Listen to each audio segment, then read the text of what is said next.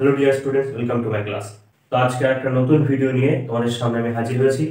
তো পূর্ববর্তী ক্লাসে আমি পড়িয়েছি বহির্জাত প্রক্রিয়া এবং সৃষ্ট ভূমিরূপ যে অধ্যায়টি রয়েছে সেই অধ্যায়টি থেকে নদীর সম্পর্কিত বিষয়টি আমি শুরু করেছিলাম। পূর্ববর্তী ক্লাসে আমি নদী কাকে বলে, নদীর সম্পর্কিত বিভিন্ন বিষয় নিয়ে আলোচনা করেছি, যেগুলো নদী পড়তে গেলে আমাদের কম বেশি কাজে লাগে, সেই বেসিক কিছু বিষয় নিয়ে আলোচনা করেছি। তোমরা যদি আমার পূর্ববর্তী ক্লাসের ভিডিওটি না দেখে থাকো, তোমরা চ্যানেলে গিয়ে ক্লাসটি দেখে নিতে পারো। তো আজকে আমি আলোচনা করব নদীর বিভিন্ন যে কার্যাবলী, সেই কার্যাবলী সম্পর্কিত বিভিন্ন বিষয়। তো দেখো, আমরা পূর্বে পড়েছি যে ভূমির ঢাল অনুসারে, কোনো উঁচু অঞ্চল থেকে নিচু অঞ্চল থেকে ভূমির ঢাল অনুসারে যে জলধারা প্রবাহিত হয়, সেই জলধারাটিকে আমরা নদী বলে জানি। তো দেখো, নদীকে আমরা তিনটি ভাগে ভাগ করেছি নদীর গতিপথকে। একটা হচ্ছে উচ্চগতি বা পার্বত্য প্রবাহ, একটা মধ্যগতি বা সমভূমি প্রবাহ, আর একটা হচ্ছে নিম্নগতি বা বদ্বীপ প্রবাহ। এবং আমরা পূর্ববর্তী ক্লাসে আরো জেনেছি যে যে নদীর এই তিনটি গতিপথই থাকে, অর্থাৎ উচ্চগতি, মধ্যগতি এবং নিম্নগতি, সেই নদীটিকেই আমরা আদর্শ নদী বলি। এবং আমরা জেনেছি যে গঙ্গা নদী হচ্ছে আমাদের একটি আদর্শ নদীর উদাহরণ। তো আজকে আমরা জানবো যে নদী তার গতিপথে কি কি কাজ করে থাকে এবং সেই কাজের যে প্রক্রিয়াগুলো, সেই প্রক্রিয়াগুলো সম্পর্কে আমরা আজকে জানবো। দেখো, নদী তার গতিপথের মধ্যে তিনটি কাজ করে থাকে। একটি হচ্ছে প্রথম ক্ষয় কাজ করে, বহন কাজ করে এবং সঞ্চয় কাজ করে থাকে। তাহলে কি বলছে, নদী তার গতিপথে মূলত ক্ষয়, বহন এবং সঞ্চয় কাজ করে থাকে। নদী যখন উচ্চগতি যখন প্রবাহিত হচ্ছে, তখন সে জলের সাথে, জলের যে প্রচন্ড গতি থাকে, সেই গতির সাথে বিভিন্ন রকম প্রক্রিয়ার মাধ্যমে বিভিন্ন ক্ষয় করে থাকে এবং সেই ক্ষয়িত পদার্থগুলো বহন করে নিয়ে আসে। এবং বহন করে নিয়ে এসে একটা নির্দিষ্ট জায়গায় এসে, যেখানে নদীর গতিবেগ কমে যায়, সেই অঞ্চলে এসে সে সেই ক্ষয়িত পদার্থগুলো যেগুলো সে বহন করে নিয়ে আসে, সেগুলো সঞ্চয় করে। তো এই যে ক্ষয় কাজ এবং বহন কাজ, এই ক্ষয় এবং বহনের বিভিন্ন প্রক্রিয়া আছে এবং সেই প্রক্রিয়ার মাধ্যমে বিভিন্ন ভূমিরূপ দেখা যায়। সেই ভূমিরূপগুলো আমরা পরবর্তী ক্লাসে আলোচনা করব। আজকে আমরা আলোচনা করব এই যে মূলত ক্ষয় এবং বহন কাজের যে বিভিন্ন প্রক্রিয়া, অর্থাৎ কি কি প্রক্রিয়ার মাধ্যমে নদী ক্ষয় করে থাকে এবং বহন করে থাকে, সেগুলি আজকে আমরা আলোচনা করব।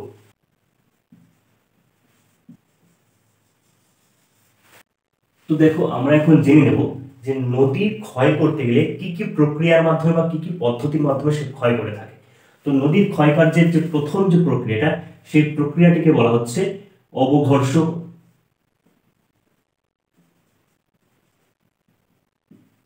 অবঘর্ষ ক্ষয় বা কোরেশন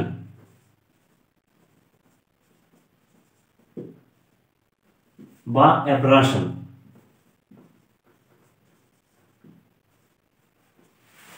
দেখো, আমরা যখন পড়বো বিষয়গুলো সম্পর্কে, তো আমরা বাংলার যে টার্মগুলো আছে বা বাংলার যে নামগুলো আছে, সেগুলোর সাথে ইংলিশ টার্মগুলো আমরা জেনে নেব। পরীক্ষার খাতায় যদি তোমরা বাংলা নামের পাশে পাশে যদি ইংরেজি নামটাও লিখে দাও, তাহলে যে খাতা দেখবে, সেই পরীক্ষকের কিন্তু তোমার প্রতি একটা ভালো ইমপ্রেশন তৈরি হবে।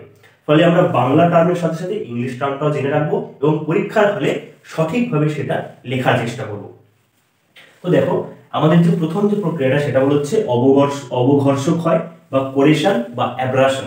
বিষয়টা কি, নদী যখন প্রবাহিত হচ্ছে, তখন নদীর জলের সাথে ছোট বড় আকৃতির বোল্ডার বা পাথর প্রবাহিত হয়, বালিকণা প্রবাহিত হয়। তো এই যে পাথর বা বালিকণা, এগুলো কি করে, নদীর যে উপত্যকা বা নদীর যে খাত, অর্থাৎ যে খাত বরাবর নদী প্রবাহিত হয়, সেই খাতে আঘাত করতে থাকে এবং আঘাত করার ফলে নদী খাতে ক্ষয় করে, নদী খাতে কিছু গর্তের সৃষ্টি করে। এবং এই যে প্রক্রিয়াটি, এই প্রক্রিয়াটিকে বলা হচ্ছে অবঘর্ষ ক্ষয় বা কোরেশন বা অ্যাব্রাশন। আমাদের পরবর্তী প্রক্রিয়াটিকে কি বলা হচ্ছে, ঘর্ষণ ক্ষয়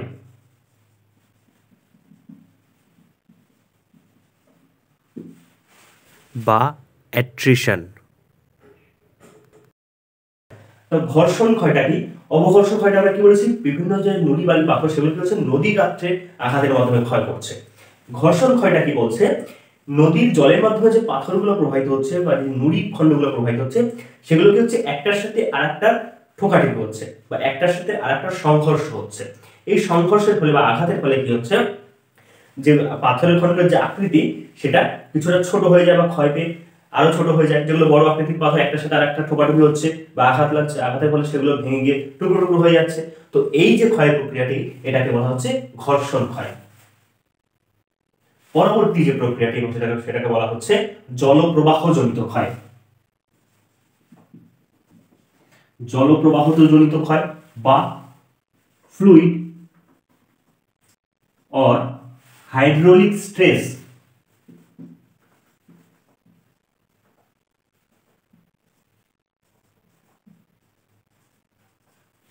পরবর্তী প্রক্রিয়াটা কি বলা হচ্ছে, জলপ্রবাহ জনিত ক্ষয় বা ফ্লুইড অর হাইড্রোলিক স্ট্রেস।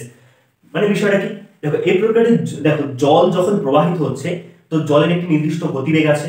জল তুমি যখন কোনো উচ্চ অঞ্চল থেকে জল যখন প্রবাহিত হচ্ছে, একটা নির্দিষ্ট চ্যানেলের মাধ্যমে জল যখন প্রবাহিত হয়, তখন দেখা যায় জলের একটা নির্দিষ্ট গতিবেগ আছে, একটা ক্ষিপ্রতা আছে। তো এই গতিবেগ বা ক্ষিপ্রতার মাধ্যমে বা এই গতিবেগ বা ক্ষিপ্রতার সাথে যখন প্রবাহিত হয়, তখন তার সামনে যে বাধাগুলো আছে সেগুলোকে সে ক্ষয় করে দেয়। অর্থাৎ জল প্রবাহের ফলে যে ক্ষয় হয় সেটাকেই বলা হচ্ছে জলপ্রবাহ জনিত ক্ষয়। পরবর্তী প্রক্রিয়াটি হচ্ছে বুদবুদ জনিত ক্ষয় বা ক্যাভিটেশন। বিষয়টি কেমন, দেখো জল যখন প্রবাহিত হয় তখন জলের মধ্যে নানা কারণে কিছু ছোট বড় আকৃতির বুদবুদ তৈরি হয়, কিছু বাবলস তৈরি হয়।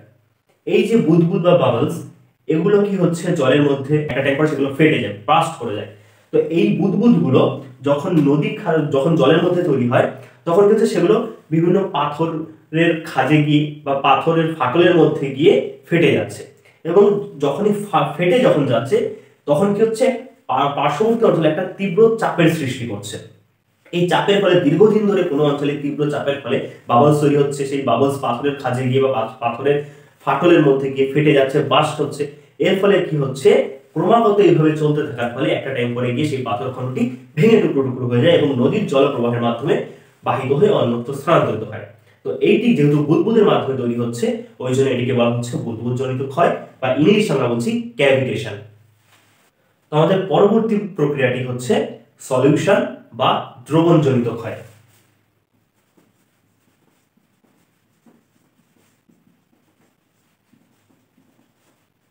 দ্রবণ ক্ষয় বা সলিউশন এই প্রক্রিয়াটি কেমন, তখন নদীর মাধ্যমে বিভিন্ন পদার্থ বা বিভিন্ন কেমিক্যাল জাতীয় পদার্থ বাহিত হয়।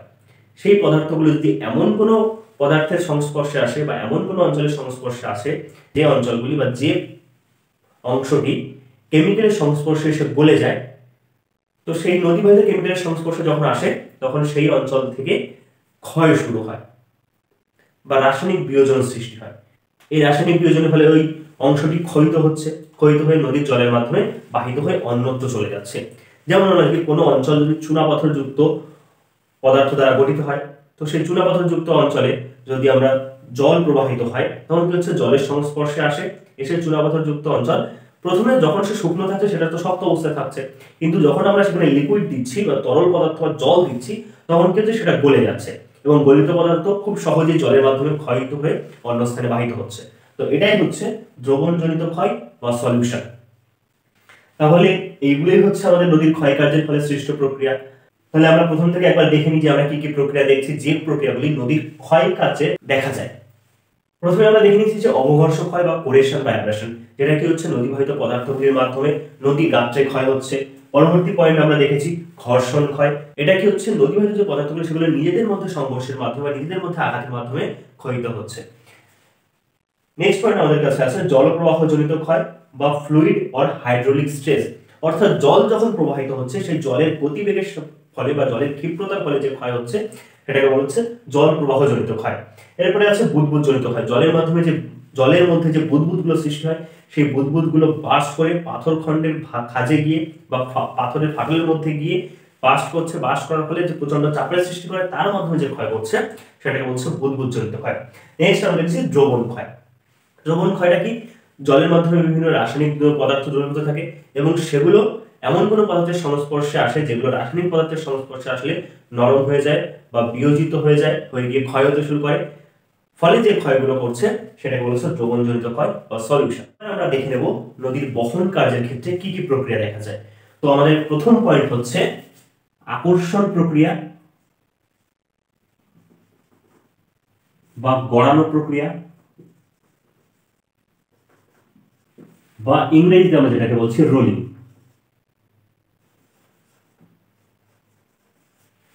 দেখো এই আকর্ষণ প্রক্রিয়া বা গড়ানো প্রক্রিয়া বা রোলিং, এই বিষয়টি আসলে কি, এখন নদীর মাধ্যমে যে পদার্থগুলো বা যে নদী যে পদার্থগুলোকে ক্ষয় করছে সেই পদার্থগুলোকে সে তো বাহিত করে নিয়ে যাবে, যেহেতু নদীর জল প্রবাহমান, সে এক জায়গায় স্থির থাকে না, ফলে নদীর যে ক্ষয় কার্যগুলো করছে সেই পদার্থগুলো নিশ্চয়ই যে অঞ্চলে ক্ষয় করছে সেখানে পড়ে থাকবে না, সেই জলপ্রবাহের সাথে সাথে বাহিত করে নিয়ে সেই পদার্থগুলোকে বহন করে নিয়ে যাবে। এবং এই বহন করার সময় দেখা যায় বিভিন্ন আকৃতির পদার্থ দেখা যায়। কিছু কিছু পদার্থ আকৃতিতে বড়, কিছু কিছু ছোট, কিছু কিছু তার থেকেও ছোট, বিভিন্ন রকম ধরনের পদার্থ দেখা যায়। তো যে পদার্থগুলো বা নদীর বাহিত পদার্থগুলোর মধ্যে যে পদার্থের আকৃতিগুলো বড় হয়, যেগুলো নদীর জলে ভাসিয়ে নিয়ে যেতে পারে না, সেগুলো কি করে নদীর তলদেশ বরাবর, অর্থাৎ নদীর তলায়, নদীর জলের তলদেশ বরাবর কি করছে, সেই সমস্ত পদার্থগুলোকে সে গড়িয়ে গড়িয়ে যাচ্ছে। অর্থাৎ একটা মনে করে একটা বিরাট আকৃতির পাথরখণ্ড রয়েছে, যেটি নদী ক্ষয় করার ফলে নদীর মধ্যে এসে পড়েছে এবং নদীর জলের সাথে বাহিত হচ্ছে। সেই পদার্থটি কি হচ্ছে, মাধ্যাকর্ষণ শক্তির প্রভাবে নদীগাত্রের তলদেশে চলে আসছে। তলদেশে এসে কি হচ্ছে, নদীগাত্রের তলদেশ বরাবর সে গড়িয়ে গড়িয়ে যাচ্ছে। ঠিক যেভাবে রাস্তা দিয়ে সাইকেল চলছে বা একটা গাড়ি চলে, ঠিক সেইভাবে সেই বড় আকৃতির পাথরখণ্ডটি বা বড় আকৃতির নুড়ি খণ্ডটি নদীর তলদেশ বরাবর গড়িয়ে গড়িয়ে যাচ্ছে। যেহেতু গড়িয়ে গড়িয়ে যাচ্ছে, সেজন্য এটিকে বলছে গড়ানো প্রক্রিয়া, বা ইংলিশে আমরা বলছি রোলিং প্রক্রিয়া। এবং যেহেতু মাধ্যাকর্ষণ শক্তির টানে নদীর তলদেশে এসছে এবং তারপরে সে নদীর তলদেশ বরাবর প্রবাহিত হচ্ছে, সেহেতু এটাকে বলছে আকর্ষণ প্রক্রিয়া। আমাদের পরবর্তী পয়েন্ট হচ্ছে গিয়ে লম্ফদান প্রক্রিয়া বা জাম্পিং।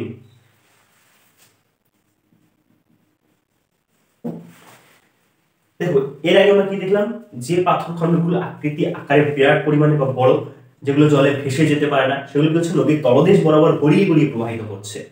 এখন মাঝারি সাইজের কিছু পাথরখণ্ড প্রবাহিত হয় নদীর জলের মাধ্যমে।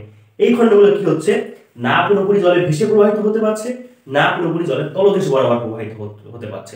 যেহেতু মাঝারি আকৃতি, এগুলো কি করছে, এক স্থান থেকে অন্য স্থানে লাফ দিয়ে দিয়ে প্রবাহিত হচ্ছে। অর্থাৎ সে কিছুটা ভেসে আবার সে নদীর উপত্যকা তলদেশে আঘাত করছে, আবার কিছুটা ভাসছে, ভেসে তলদেশে আঘাত করছে, আবার কিছুটা ভাসছে, ভেসে আবার নদী খাতে আছড়ে পড়ছে। এইভাবে সে কিছুটা লাফ দিয়ে দিয়ে প্রবাহিত হচ্ছে। ঠিক মনে হয় যেভাবে ব্যাঙ লাফ দিয়ে দিয়ে প্রবাহিত হয়। ব্যাঙ কি করে, এক স্থান থেকে অন্য স্থানে লাফ দিয়ে দিয়ে চলাফেরা করে। কি করছে, সে এখান থেকে কিছুটা লাফ দিল, লাফ দিয়ে গিয়ে সামনে কিছুটা দূরে গিয়ে পড়লো, আবার সেখান থেকে কিছুটা লাফ দিয়ে আবার কিছুটা দূরে গিয়ে পড়লো। ঠিক একইভাবে কিছু মাঝারি আকৃতির পাথরখণ্ড নদীর জলের সাথে লাফ দিয়ে দিয়ে প্রবাহিত হয়। অর্থাৎ সম্পূর্ণ ভেসেও প্রবাহিত হতে পারে না, সম্পূর্ণ নদীর তলদেশ বরাবর প্রবাহিত হতে পারে না। তো যেহেতু লাফ দিয়ে দিয়ে প্রবাহিত হচ্ছে, তো সেই জন্য এই প্রক্রিয়াটিকে বলা হচ্ছে লম্ফদান প্রক্রিয়া। তো এরপরে আমাদের যে প্রক্রিয়াটি, সেটিকে বলা হচ্ছে ভাসমান প্রক্রিয়া বা সাসপেন্ডেড লোড।